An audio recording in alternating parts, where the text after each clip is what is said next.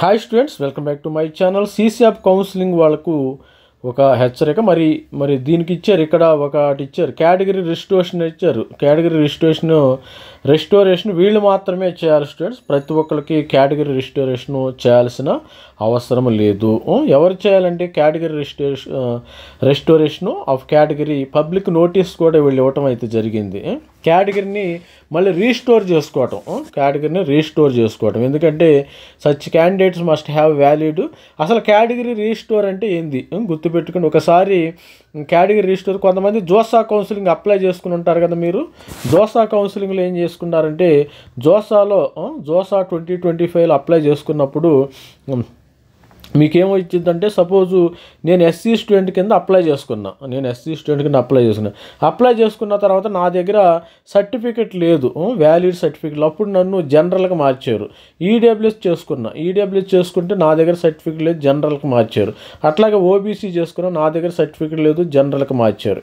కానీ ఇప్పుడు ఆ టైంలో సర్టిఫికెట్ లేదు. ఎవరికైతే ఆ టైంలో వ్యాలిడ్ సర్టిఫికెట్ లేదో ఇప్పుడు ప్రస్తుతానికి ఎవరైతే కొంతమందికి వ్యాలిడ్ సర్టిఫికెట్ వచ్చుంటాయి, మున్సిపల్ మరి తహసీల్దార్ నుంచి ఎంఆర్ఓ ఆఫీస్ నుంచి సర్టిఫికెట్స్ వచ్చుంటాయి.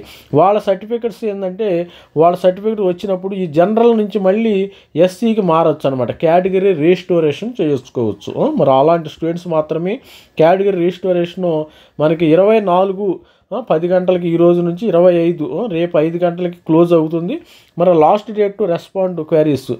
ఇంకోటి గుర్తుపెట్టుకోండి, ఇంకోటి ఎవరైతే జోసాలో ఫెయిల్ అవుతారో, ఎవరైతే కేటగిరీ రిజిస్ట్రేషన్లో ఫెయిల్ అవుతారో వాళ్ళు మాత్రమే అప్లై చేసుకోవాలి. అందరూ అప్లై చేసుకోవడానికి వీలు లేదు. ఇది సపోజు నేను జోసాలో నాకు ఎటువంటి ఫెయిల్యూర్ లేదు, ఐఎమ్ నాట్ రిక్వైర్డ్. జోసాలో సపోజ్ ఈడబ్ల్యూఎస్ స్టూడెంట్ ఉన్నారు.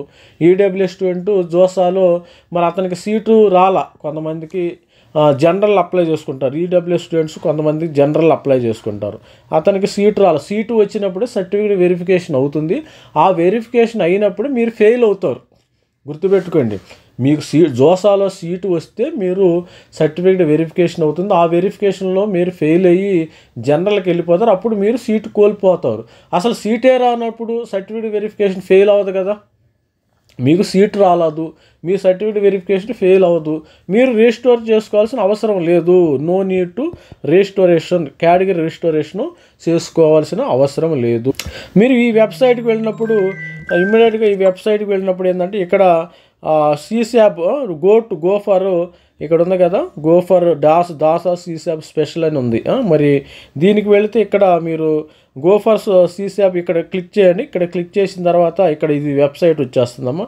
ఇక్కడ సబ్మిట్ ఆన్లైన్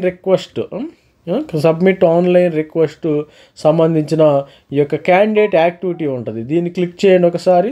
దీన్ని క్లిక్ చేసినట్టు మీకు ఇక్కడ వీళ్ళు మాత్రమే సీసాబ్ కేటగిరీ రిజిస్ట్రేషన్ చూసుకోవాలి. ఇక్కడ మీరు లాగిన్ అవ్వటం ఏంటంటే జేఈ అప్లికేషన్ నెంబరు, పాస్వర్డ్ ఇది ఇక్కడ ఇచ్చారు కదా, ఇక్కడ డీటెయిల్స్ ఇచ్చాడు. If you are registered for JoSAA 2025 then జోసాలో వెళ్ళిన వాళ్ళు జోసా పాస్వర్డ్ వాడుకుని, అదర్వైజ్ జేఈ మెయిన్ 2025 పాస్వర్డ్ మాత్రం వాడుకుని మనము లోపలికి వెళ్ళేసి రిజిస్టోర్ చేసుకోవాలి. అందరూ రిజిస్టోర్ చేసుకోవాల్సిన అవసరం లేదు. ఎవరైతే జోసాలో ఫెయిల్ అవుతారో కేటగిరీలో ఈడబ్ల్యూఎస్ నుంచి జనరల్కి వెళతారో అలాంటి వాళ్ళే మళ్ళీ ఈడబ్ల్యూఎస్కి మారండి. అందరూ అవసరం లేదు. ఎవరైనా ఉంటే మరి నువ్వు అప్రోచ్ అవ్వండి. మన మెంటర్షిప్ అయితే తీసుకోండి. ఇది మన మెంటర్షిప్కి కావాల్సిన ఫోన్ నెంబరు. ఇదే ఆఖరి అవకాశం ప్రతి ఒక్క స్టూడెంట్స్కి. ఇది ఒక్కడ ఆఖరి అవకాశం. 2000 రూపీస్ పే చేయండి. ఈ అవకాశం ఈ 4 రోజులు పెడితే మీకు అవసరమే లేదు.